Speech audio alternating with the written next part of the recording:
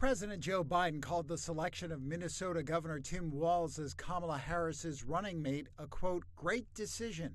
Voters, political analysts, and opponents are also weighing in on the progressive policy champion being added to the Democratic ticket. New York University professor of politics Patrick Egan says the choice sets up a contest with two different sets of candidates on either end of the political spectrum. It's a very progressive ticket against a very conservative ticket. And so what we're seeing here is more evidence of the immense polarization of American politics, that neither candidate really felt like they needed to reach in a direction toward moderate voters in terms of their running mates' policies and priorities.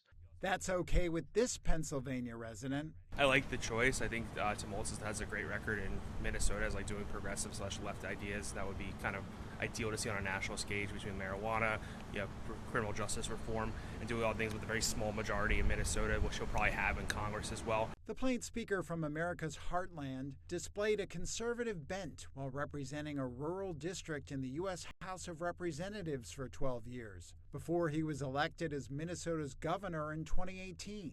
Professor Egan says that may help balance the ticket. Perhaps one of Walz's strengths is that he can speak to the kind of voter that was not particularly drawn to Hillary Clinton in 2016, but evidently swung back toward Joe Biden in 2020, which is an older, white, moderate voter, which Biden did pretty well with in the upper Midwest and the upper tier of New York State, for example.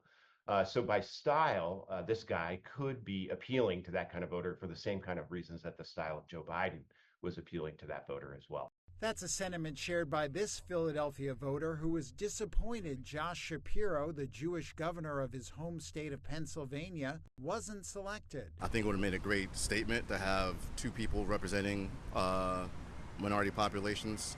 But, in the times we live in, I get it that picking another semi-old but not too old white guy is what might appeal to some undecided people, and maybe even some never Trumpers as well.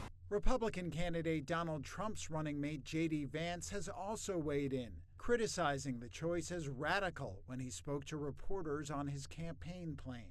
My view on it is it just highlights how radical Kamala Harris is. This is a person who listened to the Hamas wing of her own party and selecting a nominee. Democrats hope the popular Midwestern politician will help them in nearby Wisconsin and Michigan, two crucial battleground states.